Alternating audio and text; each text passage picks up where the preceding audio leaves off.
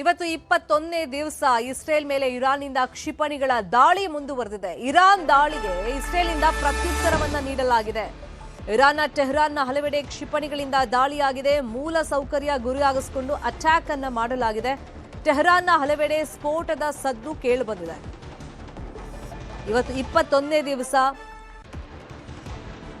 ಆ ಯುದ್ಧದ ಇಂಟೆನ್ಸಿಟಿ ದಿನದಿಂದ ದಿನಕ್ಕೆ ಜಾಸ್ತಿ ಆಗ್ತಾ ಇದೆ ಹೊರತು ಕಡಿಮೆ ಅಂತೂ ಆಗ್ತಾ ಇಲ್ಲ. ಇನ್ನೊಂದು ಕಡೆ ಅರಬ್ ರಾಷ್ಟ್ರಗಳು ಈ ಯುದ್ಧವನ್ನ ನಿಲ್ಲಿಸುವಂತ ನಿಟ್ಟಲ್ಲಿ ಒತ್ತಡ ತಂತ್ರವನ್ನ ಅನುಸರಿಸ್ತಾ ಇವೆ. ಇವಾಗ ನಾವು ಯುದ್ಧಕ್ಕೆ ಸಿದ್ಧ ಅನ್ನುವಂತ ಸಂದೇಶವನ್ನ ಸಾರ್ತಾ ಇವೆ. ಟೆಹರಾನ್ನ ಹಲವೆಡೆ ಇವತ್ತು ಸ್ಫೋಟದ ಸದ್ದು ಕೇಳಿಬಂದಿದೆ. ಮೂಲ ಸೌಕರ್ಯವನ್ನ ಗುರಿಯಾಗಿಸಿಕೊಂಡು ಅಟ್ಯಾಕ್ ಅನ್ನ ಮಾಡಲಾಗ್ತಾ ಇದೆ. ಟೆಹರಾನ್ನ ಹಲವೆಡೆ ಕ್ಷಿಪಣಿಗಳಿಂದ ದಾಳಿಯನ್ನ ಮಾಡಲಾಗಿದೆ.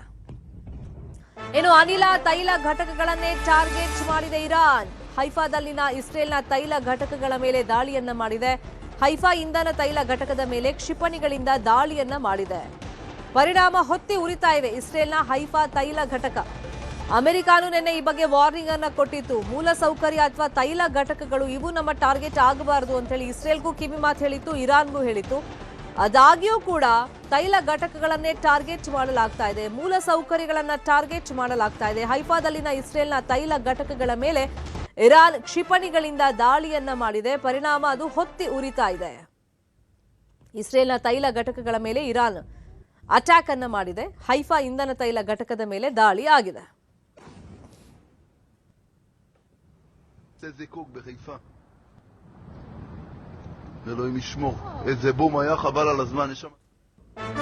ತನ್ನ ನೆರೆ ರಾಷ್ಟ್ರಗಳ ಮೇಲೂ ಕೂಡ ಇರಾನ್ ಕೆಂಡ ಕಾರ್ತಾ ಇದೆ. ಯಾರು ನಮ್ಮ ಸಹಾಯಕ್ಕೆ ಬಂದಿಲ್ಲ ಅಂತೇಳಿ ಮತ್ತೆ ಅಸ್ಥಿರಗೊಳಿಸುವಂತ ಪ್ರಯತ್ನ ಏನಿದೆ ಅದು ಇವತ್ತಿಗೂ ಮುಂದುವರೆದಿದೆ. ಪರಿಣಾಮ ಕುವೈತ್ ಮೇಲೂ ಕೂಡ ಇರಾನ್ ಘೋರ ರೀತಿಯಲ್ಲಿ ದಾಳಿಯನ್ನ ಮಾಡಿದೆ. ಕುವೈತ್ನ ತೈಲ ಸಂಸ್ಕರಣಾ ಘಟಕದ ಮೇಲೆ ದಾಳಿಯನ್ನ ಮಾಡಿದೆ. ಕ್ಷಿಪಣಿ ಹಾಗೂ ಡ್ರೋನ್ಗಳಿಂದ ಭಯಾನಕ ಅಟ್ಯಾಕ್ ಅನ್ನ ಮಾಡಿದೆ. ಮಿನಾ ಅಬ್ದುಲ್ಲಾ ಸಂಸ್ಕರಣಾಗಾರದ ಮೇಲೆ ಅಟ್ಯಾಕ್ ಅನ್ನ ಮಾಡಿದೆ. ಇರಾನ್ ದಾಳಿಗೆ ತೈಲ ಸಂಸ್ಕರಣಾ ಘಟಕ ಹೊತ್ತಿ ಉರಿತಾ ಇದೆ. ಇರಾನ್ ದಾಳಿಗೆ ತೈಲ ಘಟಕ ಹೊತ್ತಿ ಉರಿತಾ ಇದೆ. ಕುವೈತ್ ಮೇಲೂ ಕೂಡ ಇರಾನ್ ಘೋರ ದಾಳಿಯನ್ನ ಮಾಡಿದೆ. ತೈಲ ಸಂಸ್ಕರಣಾ ಘಟಕದ ಮೇಲೆ ಈ ದಾಳಿ ಆಗಿದೆ. ತೈಲ ಸಂಸ್ಕರಣಾ ಘಟಕ ಹೊತ್ತಿ ಉರಿಯುವಂತಹ ದೃಶ್ಯವನ್ನು ಗಮನಿಸ್ತಾ ಇದ್ದೀವಿ. ಇನ್ನು ಯುದ್ಧ ಪೀಡಿತ ಇರಾನ್ನಲ್ಲಿ 178 ಜನರನ್ನ ಬಂಧಿಸಲಾಗಿದೆ. ಯುಎಸ್ ಇಸ್ರೇಲ್ ಪರ ಗೂಢಚರ್ಯ ಆರೋಪದ ಹಿನ್ನೆಲೆಯಲ್ಲಿ ಇವರ ಬಂಧನ ಆಗಿದೆ. ಇದುವರೆಗೂ 178 ಜನರನ್ನ ಇರಾನ್ ಬಂಧಿಸಿದೆ. 178 ಜನರನ್ನ ಬಂಧಿಸಿರೋ ಬಗ್ಗೆ ಐಆರ್ಜಿಸಿ ಮಾಹಿತಿಯನ್ನ ಕೊಟ್ಟಿದೆ. ಯಾವುದೇ ಕಾರಣಕ್ಕೂ ಯುದ್ಧ ನಿಲ್ಲಿಸಲು ನಮ್ಮ ಪ್ರತೀಕಾರ ಮುಂದುವರಿಯುತ್ತೆ ಅಂತೆಲ್ಲ ಇರಾನ್ ಹೇಳಿತ್ತು. ಬಟ್ ಅಲ್ಲಿ ಇದ್ಕೊಂಡೆ ಯುಎಸ್ಗೆ ಮತ್ತೆ ಇಸ್ರೇಲ್ಗೆ ಮಾಹಿತಿ ಕೊಡ್ತಾ ಇದ್ದ, ಗೂಢಚರ್ಯೆ ಮಾಡ್ತಾ ಇದ್ದಂತ 178 ಜನರನ್ನ ಇರಾನ್ ಬಂಧಿಸಿದೆ. ಅಲ್ಲೇ ಇದ್ಕೊಂಡು ಶತ್ರು ರಾಷ್ಟ್ರಗಳಿಗೆ ಮಾಹಿತಿ ಕೊಡ್ತಾ ಇದ್ದವರನ್ನ ಬಂಧಿಸಲಾಗಿದೆ. ಅದರಲ್ಲಿ 178 ಜನ ಈ ರೀತಿ ಮೆಸೇಜ್ ಅನ್ನ ಯುಎಸ್ಗೆ ಮತ್ತೆ ಇಸ್ರೇಲಿಗೆ ಕೊಡ್ತಾ ಇದ್ರು ಇರಾನ್ನಿಂದ ಅಂತೇಳಿ ಆರೋಪ ಇದೆ. ಇನ್ನು ದುಬೈ ಹಾಗೇನೆ ಅಬುಧಾಬಿ ಮೇಲೂ ಕೂಡ ಇರಾನ್ ಅಟ್ಯಾಕ್ ಅನ್ನ ಮುಂದುವರೆಸಿದೆ. ಕ್ಷಿಪಣಿ ಡ್ರೋನ್ಗಳ ಮುಖೇನ ದಾಳಿ ಮಾಡಲಾಗ್ತಿತ್ತು. ಇದಕ್ಕೆ ಪ್ರತಿ ದಾಳಿಯನ್ನು ಕೂಡ ಮಾಡಲಾಗಿದೆ. ಇರಾನ್ ಕ್ಷಿಪಣಿಗಳನ್ನ ಯುಎಸ್ ಹೊಡೆದು ಉರುಳಿಸ್ತಾ ಇದೆ. ದುಬೈ ಅಬುಧಾಬಿಯಲ್ಲಿ ಏರ್ ಡಿಫೆನ್ಸ್ ಸಿಸ್ಟಮ್ ಸಕ್ರಿಯವಾಗಿದೆ. ದುಬೈ ಅಬುಧಾಬಿ ಮೇಲೂ ಕೂಡ ಇರಾನ್ ಅಟ್ಯಾಕ್ ಮಾಡಿದೆ. ಈ ಸಂದರ್ಭದಲ್ಲಿ ಇರಾನ್ ಕಡೆಯಿಂದ ಬಂದಂತ ಕ್ಷಿಪಣಿ ಡ್ರೋನ್ಗಳ ಮೇಲೆ ಪ್ರತಿ ದಾಳಿಯಾಗಿದೆ. ಯುಎಸ್ ಇಂದ ಪ್ರತಿ ದಾಳಿಯನ್ನ ಮಾಡಲಾಗಿದೆ. ಇರಾನ್ ಕ್ಷಿಪಣಿಗಳನ್ನ ಯುಎಸ್ ಹೊಡೆದುರುಳಿಸ್ತಾ ಇದೆ. ದುಬೈ ಮತ್ತೆ ಅಬುಧಾಬಿ ಮೇಲೆ ಇರಾನ್ ದಾಳಿ ಮಾಡಿರುವಂತಹ ದೃಶ್ಯಗಳು. ಬಟ್ ಯುಎಸ್ಎ ಪಡೆ ಕೂಡ ಇಲ್ಲಿ ಅಲರ್ಟ್ ಆಗಿದೆ. ದುಬೈ ಅಬುಧಾಬಿ ಮೇಲೆ ಕ್ಷಿಪಣಿ ಡ್ರೋನ್ಗಳಿಂದ ಇರಾನ್ ಅಟ್ಯಾಕ್ ಮಾಡ್ತಾ ಇದ್ದಂತೆ ಆ ಕ್ಷಿಪಣಿಗಳನ್ನ ಹೊಡೆದುರುಳಿಸಿದೆ. ಇನ್ನು ಕೊಲ್ಲಿ ರಾಷ್ಟ್ರಗಳ ಯುದ್ಧದಿಂದ ತೈಲಕ್ಕೆ ಜಾಗತಿಕವಾಗಿ ಬಿಕ್ಕಟ್ಟು ಏರ್ಪಡುತ್ತಾ ಭವಿಷ್ಯದಲ್ಲಿ ಅಂತ ಹೇಳಿ ಆತಂಕ ಇದೆ. ಯುದ್ಧ ಹಿಂಗೆ ಮುಂದುವರೆದ್ರೆ ಹರ್ಮುಜ್ ಸಮುದ್ರ ಮಾರ್ಗ ತಡೆಗೆ ಆಕ್ರೋಶ ವ್ಯಕ್ತವಾಗಿದೆ. ಇರಾನ್ ವಿರುದ್ಧ ಯುರೋಪ್ ರಾಷ್ಟ್ರಗಳು ಆಕ್ರೋಶವನ್ನ ವ್ಯಕ್ತಪಡಿಸಿವೆ. ತೈಲ ಸಂಸ್ಕರಣಾ ಘಟಕಗಳ ಮೇಲೆ ಏನ್ ದಾಳಿ ಆಗ್ತಿದೆ ಅದಕ್ಕೂ ಕೂಡ ತೀವ್ರ ರೀತಿಯಲ್ಲಿ ಆಕ್ಷೇಪವನ್ನ ವ್ಯಕ್ತಪಡಿಸಲಾಗ್ತಾ ಇದೆ. ಹರ್ಮುಜ್ ಜಲಸಂಧಿಗೆ ಓಪನ್ ಮಾಡೋದಕ್ಕೆ ಈಗ ಒತ್ತಾಯಗಳು ಕೇಳಿ ಬರ್ತಾ ಇದೆ. ಹರ್ಮುಜ್ ಮಾರ್ಗವನ್ನ ಕೂಡಲೇ ಸ್ಥಿರಗೊಳಿಸಬೇಕು. ಇರಾನ್ ತನ್ನ ಯುದ್ಧ ನೌಕೆಗಳನ್ನ ಹಿಂಪಡಿಬೇಕು. ಒಂದ್ ವೇಳೆ ಇರಾನ್ ಸುಮ್ಮನಾಗದೇ ಇದ್ರೆ ನಾವು ಎಲ್ಲದಕ್ಕೂ ರೆಡಿ, ಯುದ್ಧ ಮಾಡೋಕ್ಕೂ ರೆಡಿ ಅಂತ ಹೇಳಿ ಯುರೋಪ್ ರಾಷ್ಟ್ರಗಳಿಂದ ಜಂಟಿ ಹೇಳಿಕೆ ಬಿಡುಗಡೆಯಾಗಿದೆ. ಇರಾನ್ ವಿರುದ್ಧ ಯುರೋಪ್ ರಾಷ್ಟ್ರಗಳು ತಮ್ಮ ಆಕ್ರೋಶವನ್ನ ವ್ಯಕ್ತಪಡಿಸಿವೆ. ಯುಕೆ, ಫ್ರಾನ್ಸ್, ಜರ್ಮನಿ, ನೆದರ್ಲ್ಯಾಂಡ್ಸ್ ಮತ್ತು ಇಟಲಿ ಸೇರಿದಂತೆ ಹಲವಾರು ಯುರೋಪಿಯನ್ ರಾಷ್ಟ್ರಗಳು ಜಂಟಿ ಹೇಳಿಕೆಗಳನ್ನ ಬಿಡುಗಡೆ ಮಾಡಿವೆ. ಒಂದ್ ವೇಳೆ ಹರ್ಮುಜ್ನಲ್ಲಿ ಈಗೇನ್ ದಿಗ್ಬಂಧನ ಹಾಕೊಂಡು ಕೂತಿದೆ ಇರಾನ್, ಇದನ್ನ ಬಿಡ್ಲಿಲ್ಲ ಅಂತಂದ್ರೆ, ಆ ದಿಗ್ಬಂಧನ ತೆರವು ಮಾಡಲಿಲ್ಲ ಅಂತಂದ್ರೆ ಮುಂದೆ ಯಾವ ಹೋರಾಟಕ್ಕೂ ಕೂಡ ನಾವು ಸಿದ್ಧರಾಗಬೇಕಾಗುತ್ತೆ. ಅದು ಯುದ್ಧ ಆದ್ರೂ ಸರಿ, ನಾವು ಅದಕ್ಕೂ ರೆಡಿ ಇದ್ದೀವಿ ಅಂತೇಳಿ ಈಗ ಯುರೋಪಿಯನ್ ಕಂಟ್ರೀಸ್ ವಾರ್ನಿಂಗ್ ಅನ್ನ ಕೊಟ್ಟಿದೆ ಇರಾನ್ಗೆ. ಇನ್ನೊಂದ್ ಕಡೆ ಹರ್ಮೂಜ್ ಅನ್ನ ತನ್ನ ವಶಕ್ಕೆ ಪಡೆಯುವಂತ ನಿಟ್ಟಿನಲ್ಲಿ ಅಮೆರಿಕ ಕೂಡ ಹರಸಾಹಸ ಪಡ್ತಾ ಇದೆ. ಆದ್ರೆ ಅದು ಸಾಧ್ಯವಾಗ್ತಿಲ್ಲ. ಇರಾನ್ ಒಂದು ಸ್ಟ್ರಾಂಗ್ ಹೋಲ್ಡ್ ಅನ್ನ ಅಲ್ಲಿ ಇಟ್ಟಿದೆ. ಇನ್ನೊಂದ್ ಕಡೆ ಯುರೋಪಿಯನ್ ರಾಷ್ಟ್ರಗಳು ಕೆಂಡ ಕಾರ್ತಾ ಇವೆ.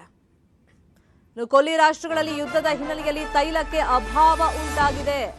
ವಿಯೆಟ್ನಾಂನಲ್ಲಿ ಪೆಟ್ರೋಲ್ ಬೆಲೆ ರಾತ್ರೋರಾತ್ರಿ ಏರಿಕೆ ಮಾಡಲಾಗಿದೆ. ತೈಲ ಮತ್ತು ಗ್ಯಾಸ್ ಅಭಾವದಿಂದ ಬೆಲೆಯನ್ನ ಅನಿವಾರ್ಯವಾಗಿ ಅಲ್ಲಿನ ಸರ್ಕಾರ ಏರಿಕೆ ಮಾಡಿದೆ. ಸುಮಾರು 20% ಪೆಟ್ರೋಲ್ ದರವನ್ನ ವಿಯೆಟ್ನಾಂ ಸರ್ಕಾರ ಹೆಚ್ಚು ಮಾಡಿದೆ. ಹೀಗೆ ಯುದ್ಧ ಮುಂದುವರೆದ್ರೆ ಜಾಗತಿಕವಾಗಿ ತೈಲದ ಅಭಾವ ಉಂಟಾಗುತ್ತೆ ಅಂತ ಹೇಳಿ ಈಗ ಲೆಕ್ಕಾಚಾರಗಳು, ವಿಶ್ಲೇಷಣೆಗಳ ಮಧ್ಯದಲ್ಲಿ ವಿಯೆಟ್ನಾಂನಲ್ಲಿ ಅದಾಗಿದೆ. ತೈಲ ಮತ್ತು ಗ್ಯಾಸ್ ಅಭಾವದಿಂದ ಸರ್ಕಾರ ಅನಿವಾರ್ಯವಾಗಿ ಅಲ್ಲಿನ ದರವನ್ನ ಹೆಚ್ಚು ಮಾಡಿದೆ. 20% ದರವನ್ನ ಹೆಚ್ಚು ಮಾಡಿದೆ ವಿಯೆಟ್ನಾಂ ಸರ್ಕಾರ.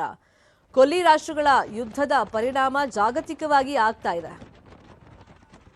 ಇದೇ ವಿಚಾರವಾಗಿ ಇನ್ನಷ್ಟು ಡೀಟೇಲ್ ಆಗಿ ಇನ್ಫಾರ್ಮೇಶನ್ ಕೊಡ್ತಾ ಹೋಗೋದಕ್ಕೆ ಫೋನ್ ಸಂಪರ್ಕದಲ್ಲಿ ಕನೆಕ್ಟ್ ಆಗಿದ್ದಾರೆ ನಮ್ಮ ನ್ಯೂಸ್ ಏಟರ್ ರಾಘವೇಂದ್ರ ಗುಡಿ. ರಾಘವೇಂದ್ರ ಗುಡಿ, ಇವತ್ತು 21ನೇ ದಿವಸ ಯುದ್ಧ ಇವತ್ತು ಕಂಟಿನ್ಯೂ ಆಗಿದೆ. ಈಗ ಮಧ್ಯಪ್ರಾಚ್ಯ ದೇಶಗಳಲ್ಲಿ ಇರಾನ್ ಮತ್ತೆ ದಾಳಿಯನ್ನ ಹೆಂಗ್ ಮುಂದುವರೆಸಿದೆ, ಅದಕ್ಕೆ ಪ್ರತಿರೋಧ ಯಾವ ತರ ಒಡ್ಡಲಾಗ್ತಾ ಇದೆ, ಮತ್ತೆ ವಿಯೆಟ್ನಾಂನಲ್ಲಿ ಏನಾಗ್ತಾ ಇದೆ ಗುಡಿ? ಶರ್ಮಿತಾ, ಪರಿಸ್ಥಿತಿ ದಿನದಿಂದ ದಿನಕ್ಕೆ ಬಿಗಡಾಯಿಸ್ತಾ ಇದೆ. ಈ ಯುದ್ಧ ಇದೇ ರೀತಿಯಾಗಿ ಮುಂದುವರೆದ್ರೆ ಕೇವಲ ವಿಯೆಟ್ನಾಂ ಒಂದೇ ಅಲ್ಲ, ಬಹುತೇಕವಾಗಿ ಎಲ್ಲ ರಾಷ್ಟ್ರಗಳ ಮೇಲೆ ಕೂಡ ಅತ್ಯಂತ ಭೀಕರವಾದಂತಹ ಪರಿಣಾಮವನ್ನ ಇದು ಬೀರುವಂತಹ ಸಾಧ್ಯತೆ ಇದೆ. ಈಗ ಆಲ್ರೆಡಿ ಅಮೆರಿಕ ಅಧ್ಯಕ್ಷ ಡೊನಾಲ್ಡ್ ಟ್ರಂಪ್ ಇರ್ಬೋದು ಅಥವಾ ನೆತಾನ್ಯಾಹು ಇರ್ಬೋದು, ಇರಾನ್ ಕೂಡ ನಿನ್ನೆ ಹೇಳಿಕೆಯನ್ನ ಕೊಟ್ಟಿತ್ತು, ನಾವು ಯಾವುದೇ ರೀತಿಯಾಗಿರ್ತಕ್ಕಂತಹ ಗ್ಯಾಸ್ ಅಥವಾ ಪೆಟ್ರೋಲಿಯಂ ಸಂಸ್ಕರಣಾ ಘಟಕವನ್ನ ಟಾರ್ಗೆಟ್ ಮಾಡೋದಿಲ್ಲ ಅಂತ ಹೇಳಿ. ಆದ್ರೆ ಇಲ್ಲಿ ಮಾತನಾಡ್ತಾ ಇರೋರು ಯಾರು, ಅಲ್ಲಿ ಆಕ್ಟ್ ಮಾಡ್ತಾ ಇರೋರು ಯಾರು, ಒಂದಕ್ಕೊಂದು ಸಂಬಂಧವೇ ಇಲ್ಲದ ರೀತಿಯಾದಂತಹ ಆ ಒಂದು ದುಷ್ಪರಿಣಾಮ ಬೀರ್ತಾ ಇದೆ ಈ ಯುದ್ಧದ ಪರಿಸ್ಥಿತಿಯಲ್ಲಿ. ಒಂದು ಕಡೆಯಿಂದ ನೋಡ್ತಾ ಇದ್ರೆ ಇರಾನ್ ಮೊನ್ನೆ ತಾನೇ ಕತಾರ್ನ ವಿಶ್ವದ ಅತಿ ದೊಡ್ಡ LPG ಘಟಕದ ಮೇಲೆ ದಾಳಿಯನ್ನ ಮಾಡುತ್ತೆ, ಈಗ ಹೈಫಾದ ಮೇಲೆ ದಾಳಿಯನ್ನ ಮಾಡಿರುವಂತದ್ದು. ಇನ್ನೊಂದು ಕಡೆಯಿಂದ ಇಸ್ರೇಲ್ ಕೂಡ ಅಷ್ಟೇ ದೊಡ್ಡ ಮಟ್ಟದ ದಾಳಿಯನ್ನ ಇರಾನ್ ಮೇಲೆ ಸಂಘಟಿಸ್ತಾ ಇದೆ. ಇಂಥ ಒಂದು ಸಂದರ್ಭದಲ್ಲಿ ಸಾಕಷ್ಟು ರಾಷ್ಟ್ರಗಳಿಗೆ ಯಾರ ಬಳಿಯಲ್ಲಿ ಸ್ಟ್ರಾಟಜಿಕ್ ಆಯಿಲ್ ಹೋಲ್ಡರ್ ಇರೋದಿಲ್ವೋ ಅಥವಾ ಆಯಿಲ್ ಟ್ಯಾಂಕ್ಸ್ ಇರೋದಿಲ್ಲ, ಅಂತವರೆಗಂತೂ ಇಲ್ಲಿ ಬದುಕು ದುಸ್ತರವಾಗ್ತಾ ಇದೆ. ಅದರ ಪರಿಣಾಮವನ್ನೇ ನಾವು ನೋಡ್ತಾ ಇದೀವಿ. ಕೇವಲ ನೋಡಿ, ವಿಯೆಟ್ನಾಂ ಅಲ್ಲಿ ಇವತ್ತು 20% ಒಂದು ತೈಲ ಬೆಲೆ ಏರಿಕೆ ಆಗೋದ್ರ ಜೊತೆಯಲ್ಲಿ ಅದರಿಂದ ಚೈನಾ ಇರ್ಬೋದು, ಫ್ರಾನ್ಸ್ ಇರ್ಬೋದು, ಜರ್ಮನಿ, ಆಸ್ಟ್ರೇಲಿಯಾ ಎಲ್ಲಾ ರಾಷ್ಟ್ರಗಳು ಕೂಡ ತೈಲ ಬೆಲೆಯಲ್ಲಿ ಗಣನೀಯವಾದಂತಹ ಏರಿಕೆ ಆಗೋದನ್ನ ಗಮನಿಸ್ತಾ ಇದ್ದೀವಿ. ಇದರ ಜೊತೆಗೆ ಇದೇ ಕಾರಣದಿಂದಾಗಿ ಭಾರತದ ಪ್ರಧಾನಮಂತ್ರಿ ನರೇಂದ್ರ ಮೋದಿ ಈಗಷ್ಟೇ ನಾವು ಗಮನಿಸ್ತಾ ಇದ್ದೀವಿ, ಯಾವುದು ವೆಸ್ಟ್ ಏಷ್ಯಾದ ರಾಷ್ಟ್ರಗಳೇನಿದಾವೆ, ಪ್ರಮುಖವಾಗಿ ಕತಾರ್, ಓಮನ್, ಜೋರ್ಡಾನ್ ಜೊತೆಯಲ್ಲಿ ಅತ್ಯಂತ ಉನ್ನತ ಮಟ್ಟದಲ್ಲಿ ಪ್ರಧಾನಮಂತ್ರಿ ನರೇಂದ್ರ ಮೋದಿ ಮಾತನಾಡಿದ್ದಾರೆ. ಅದರ ಜೊತೆಗೆ ಫ್ರಾನ್ಸ್ ಜೊತೆಯಲ್ಲೂ ಪ್ರಧಾನಮಂತ್ರಿ ನರೇಂದ್ರ ಮೋದಿ ಮಾತನಾಡಿದ್ದಾರೆ ಮತ್ತು ಸ್ಪಷ್ಟ ಪದಗಳಲ್ಲಿ ಈ ಆಯಿಲ್ ಎನರ್ಜಿ ಇನ್ಫ್ರಾಸ್ಟ್ರಕ್ಚರ್ ಏನಿದೆ ಅದರ ಮೇಲೆ ದಾಳಿಯನ್ನ ಖಂಡಿಸಿದ್ದಾರೆ ಕೂಡ. ಅಂದ್ರೆ ಈ ದಾಳಿಯನ್ನ ನಿಲ್ಲಿಸಲೇಬೇಕು ಮತ್ತು ಈ ಎಲ್ಲಿ ಮಾತುಕತೆಯನ್ನ ಮತ್ತು ಡಿಪ್ಲೊಮಸಿಯನ್ನ ನಾವು ಬಳಕೆ ಮಾಡ್ಕೊಳ್ಬೇಕು ಅಂತ ಹೇಳಿ. ಆದ್ರೆ ಇರಾನ್ಗೆ ಒಂದಕ್ಕಿಂತ ದ್ವಂದ್ವವಾದಂತಹ ಪರಿಸ್ಥಿತಿ ನಿರ್ಮಾಣ ಆಗಿರುವಂತದ್ದು ಶರ್ಮಿತಾ. ಇರಾನ್ ನಾವು ಪರಿಸ್ಥಿತಿಯಲ್ಲಿ ನಿಂತು ನೋಡಿದ್ರೆ ಅಥವಾ ಇರಾನ್ನ ದೃಷ್ಟಿಯಲ್ಲಿ ಗಮನಿಸೋದಾದ್ರೆ ಸುಮಾರು 50 ವರ್ಷಗಳ ಹಿಂದೆ ಹೋಗ್ಬಿಟ್ಟಿದೆ ಇರಾನಿಗೆ ಆಲ್ರೆಡಿ.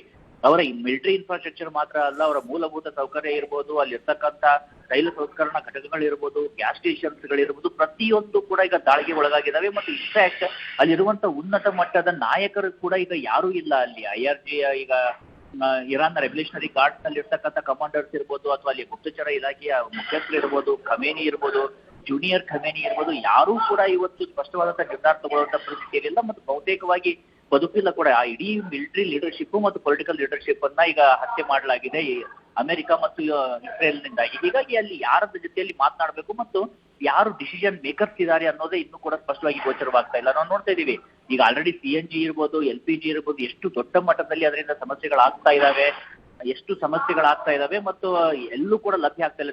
ನಮ್ಮ ಬೆಂಗಳೂರಿನಲ್ಲೇ ನೋಡ್ತಾ ಇದೀವಿ, ಎಷ್ಟೋ ಹೋಟೆಲ್ಗಳು ಬಹುತೇಕವಾಗಿ ತಮ್ಮ ಇಡೀ ಮೆನುವನ್ನು ಅರ್ಧಕ್ಕರ್ಧ ಕಡಿಮೆ ಮಾಡಿದ್ದಾರೆ, ಬೇಗ ಕ್ಲೋಸ್ಗಳು ಮಾಡ್ತಾ ಇರ್ತಿದೆ. ಹಬ್ಬದ ಸಂದರ್ಭದಲ್ಲೂ ಕೂಡ ಸಾಕಷ್ಟು ಸಮಸ್ಯೆಗಳಾಗ್ತಾ ಬರ್ತಾ ಇತ್ತು. ಹೀಗಾಗಿ ಸಹಜವಾಗಿ ಮುಂದೇನು ಅನ್ನುವಂತ ಪ್ರಶ್ನೆ ಮೂಡ್ತಾ ಇದೆ. ಇದರ ನಡುವೆ ಇನ್ನೊಂದು ಸಿಗ್ನಿಫಿಕೆಂಟ್ ಡೆವಲಪ್ಮೆಂಟ್ ಅಂದ್ರೆ ಅಮೆರಿಕ ಮತ್ತು ಇಸ್ರೇಲ್ ಮಧ್ಯದ ಸಂಬಂಧದಲ್ಲಿ ಏನಾದ್ರೂ ಬಿರುಕು ಮೂಡಿದೆಯಾ ಅಂತ ಪ್ರಶ್ನೆ ಮೂಡ್ತಾ ಇದೆ. ನಿನ್ನೆ ತಾನೇ ಡೊನಾಲ್ಡ್ ಟ್ರಂಪ್ ನೇರವಾಗಿ ಇಸ್ರೇಲ್ನ ಟಾರ್ಗೆಟ್ ಮಾಡಿ ಇಸ್ರೇಲ್ ಮೇಲೆ ಆರೋಪವನ್ನ ಮಾಡಿದ್ರು. ಈಗ ಇಸ್ರೇಲ್ ಅಮೆರಿಕದ ಮೇಲೆ ಆರೋಪವನ್ನ ಮಾಡ್ತಾ ಇದೆ. ಆರೋಪ ಪ್ರತ್ಯಾರೋಪಗಳೇನೇ ಇರಲಿ, ಎರಡು ದೇಶಗಳು ಮತ್ತೆ ಅದರಲ್ಲೂ ಪ್ರಮುಖವಾಗಿ ಅಮೆರಿಕ ಮಾಡಿದಂತ ಎಡವಟ್ಟು, ಅವರ ಒಂದು ಮಿಸ್ಕ್ಯಾಲ್ಕುಲೇಷನ್ಗೆ ಇಡೀ ಪ್ರಪಂಚ ಇವತ್ತು ಬೆಲೆ ತರುವಂತಹ ಹಂತ ಬರ್ತಾ ಇದೆ. ಹೀಗಾಗಿ ಭಾರತದ ಇವತ್ತು ತೆಗೆದುಕೊಂಡಿರುವಂತಹ ಇನಿಷಿಯೇಟಿವ್ ಅಲ್ಲಿ ಏನಾದ್ರು ವರ್ಕೌಟ್ ಆದ್ರೆ, ಒಂದು ಡೀಲ್ ಅಂತ ಆದ್ರೆ ಖಂಡಿತವಾಗಿ ಶಾಂತಿ ನೆಲೆಸೋದಕ್ಕೆ ಕಾರಣ ಆಗ್ತಾ ಇದೆ. ಇಲ್ದಿದ್ರೆ ಪರಿಸ್ಥಿತಿಯನ್ನ ಊಹೆ ಕೂಡ ಮಾಡ್ಕೊಳ್ಳೋದಷ್ಟರ ಮಟ್ಟಿಗೆ ಬಿಗಡಾಯಿಸ್ತಾ ಹೋಗುತ್ತೆ ಶರ್ಮಿತಾ. ಫಾಲೋ ಮಾಡೋಣ ಸುದ್ದಿ. ಥ್ಯಾಂಕ್ ಯು ರಾಘವೇಂದ್ರ ಗುಡಿ.